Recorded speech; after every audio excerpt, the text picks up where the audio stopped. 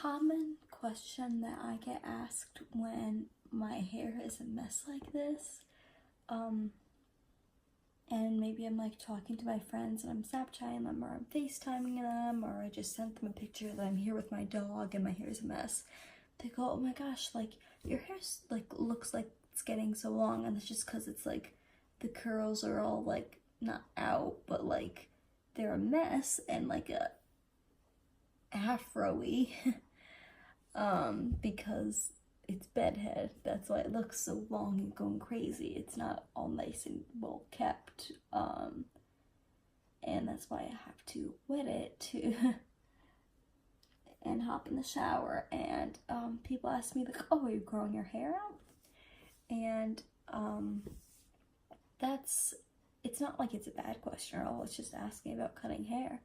But the big thing about this is my friends know that there is a lot of thought that goes into my hair, why it was cut and why it was cut to the length that it's at, and why I'm not growing it out, and that's what I'm going to share with you. I am not growing my hair out because I have extreme pain. That is a very vague thing I just said, but when I was 16, I developed complex regional pain syndrome, formerly known as reflex sympathetic dystrophy, RSD, in my left leg from here down to my toes. It still feels like rubber. That does not feel good when I touched at age 16. And although I lost mobility of my foot and my ankle for like 3 weeks, I had a paralyzed drop foot. This part of my leg, I have obviously regained the ability to use it, but the burning pain that came along with that's not just the tip of my toes, but I started getting burning pain and stabbing pain really, really bad, and not just one part of my body. It was on both legs. It didn't just go to both legs, like it really just went to my whole body, and it's this real huge problem, because now it's like, well, it's not just like life. How do you deal with life with a pain problem like this, dealing with chronic neuropathic pain? I tell my friends, and it's so hard. I was telling one of my friends, and she'll know who she is when she watches this, that it hurts for me to go outside because the air touches me. Like, people don't think about the air. Like, oh, and they say it's like such a beautiful day, it's breezy out. I'm like, shoot, there's a breeze. Because the breeze hurts my skin and it burns my skin wherever it touches my skin, or if it doesn't directly touch my skin, it'll brush against clothes like this, because you have to wear something, and then this burns my skin. And yes, I try to wear the softest, most comfiest, fuzziest things that I can and try to stay warm, because you'll see a lot of videos of me in the summer, unless I'm like at the beach, or it's 100 degrees out, I commonly wear my robe or other things, and people might think I live in like Colorado, and I don't. But my body needs to stay warmer than average, because my body is so sensitive to cold.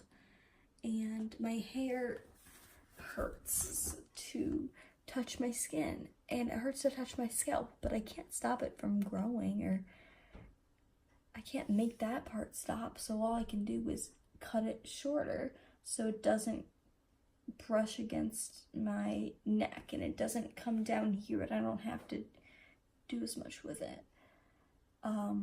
Luckily, I know this is a mess right now, but I am gonna fix it in the bathroom. If you've seen videos of me before, you've seen what my hair looks like when it's up nice or when I'm fixing it. There's lots of videos that I'm fixing my hair in. But there's lots of videos where it's just like this because I just don't get to it. And it's just not being filmed and it's not important and I don't really care about the looks of the video. Because I'm just trying to get my point across that allodynia is really hard. Like, it hurts to wear glasses, but if I take them off, it hurts my eyes because I can't see. But the glasses on my face hurt, you know. Everything that can possibly touch you, your eyebrows, your eyelashes.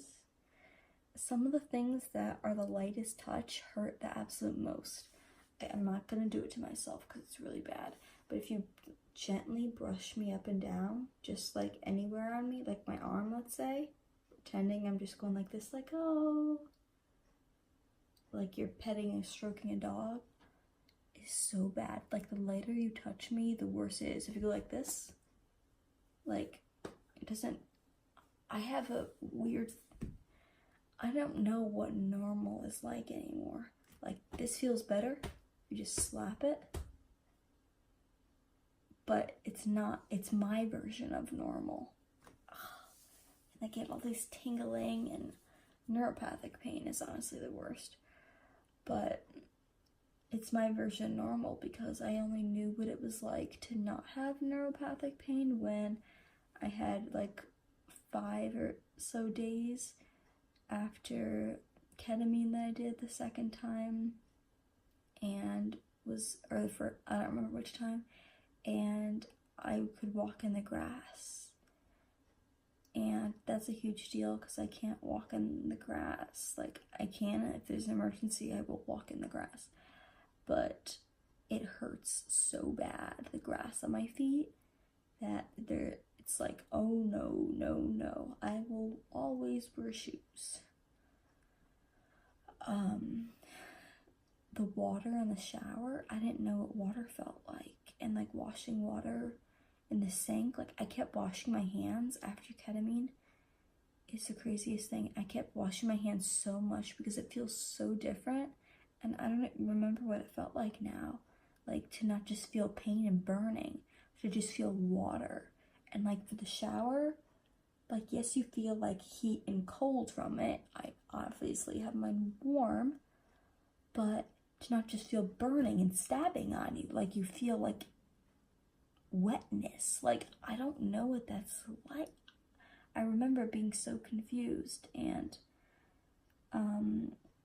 touch is definitely a sense that has been not completely taken away. It's not like I can't feel anything, but I have a distorted idea of what things feel like because I can't feel them properly. Well, I can feel them properly, but they don't feel right to me. The neurotransmitters and things in my brain are sending the wrong signals, and they haven't gotten a way to get in the correct loop and to stop misfiring and saying, like, every time your hair does this, it should not be sending signals to your brain that should be painful. But it does. So, yeah, if I didn't have this problem, would I be growing my hair out? Honestly, not sure. I think I can really I think I can really pull off short hair. I think I can also pull off when my hair was here. I liked it, like, just below shoulder length. Because of the curls, like, it always, you know, bounces back up anyway. And I've had it really long. And I do miss, like, not like crazy miss, but one thing is like, oh, I wish I could have like braided something, but like throw it in a ponytail doesn't even matter because it's always out of my face. And I cut it myself, so I'm not going anywhere to get my hair cut and getting worried about someone touching my back and giving me a seizure, or them doing it wrong how I don't like it. I do everything myself. And if I let it grow out and like try to let it grow out and it's too painful, then I just cut it. And we'll see. I bet in my life, I've got a lot of years ahead of me, there's going to be lots of different lengths of hairstyles. Because curly hair seems to be able to do a lot of different things. But I hope that educated you on allodynia. I'm gonna go wet my hair now because honestly, this is hurting me like crazy.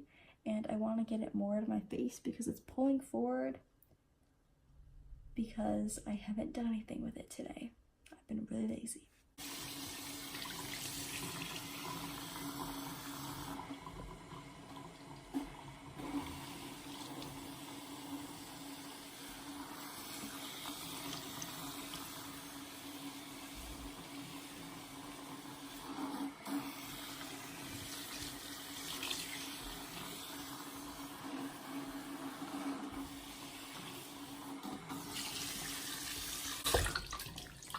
That is all the time it takes. That was less than 30 seconds. And I just use a washcloth because I have so little hair. Clean it under the sink.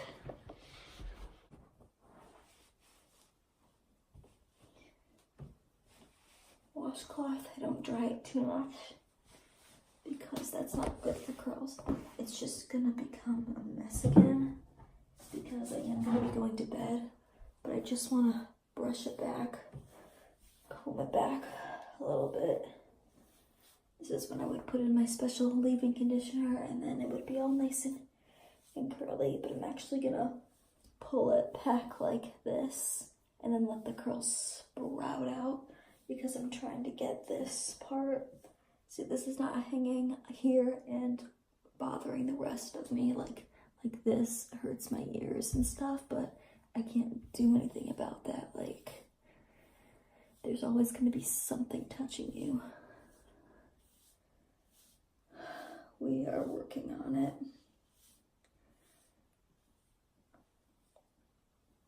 And I've tried every, like, medication and thing on the market, so medications for nerve pain are not for me.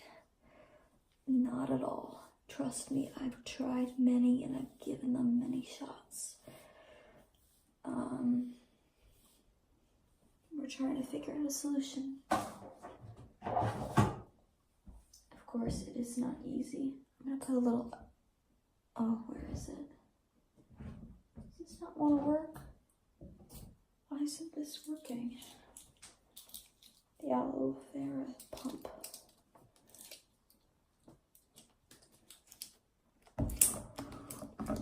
Just open. I want to put just a little aloe vera. That was a lot of aloe vera. Just because it's good for your hair. It actually works like aloe vera 100% gel actually works as like a hair gel, because if I put in like too much it becomes all like crusty and hard. So I didn't know that, but I'm kind of using it as a conditioner. Well, I'm just using it to use it because it's good for your hair. Gotta figure out that pump.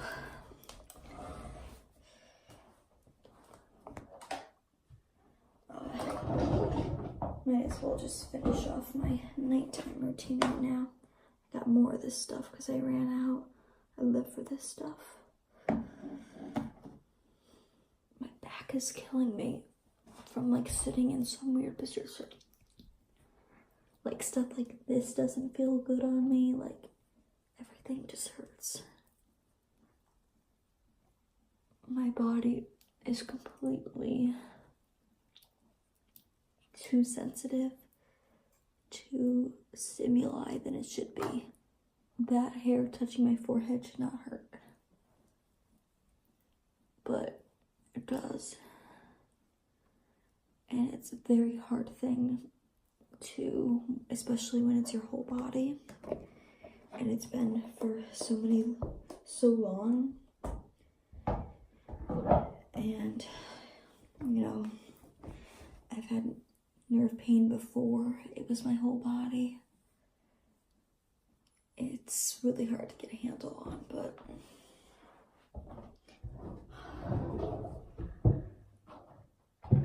I'm just gonna, because I don't feel like having this part in the way. I need to buy more of these little clips. I love these things. These little, they look bigger on here, but you'll see me wear Instagram and videos, little clip like that. So that holds that, but obviously I can't clip everything, but that's it for this. I'm gonna keep fighting allodynia and keep fighting what you're fighting. Here are some common typical peripheral neuropathy symptoms: hypersensitivity, loss of feeling, sharp jabbing pain, freezing, tingling, burning sensation, and numbness. This is an illustration I saw online when I simply Googled the word nerve pain and looked at the pictures. This is what it feels like for me to be stepping on grass. It feels like burning charcoal, and it's definitely not a pleasant experience at all. Allodynia is a symptom of chronic pain conditions usually present during a pain flare, or for me, all the time. It makes you feel like you're on fire. It's best described as pain due to a stimulus which does not usually or normally provoke pain. For example, a slight breeze against the skin, wearing a certain fabric, and certain sounds are common irritants. This means that something as sweet as the laughter of a child, or normally as enjoyable as the bass of your favorite music, will bring an allodynic person to their knees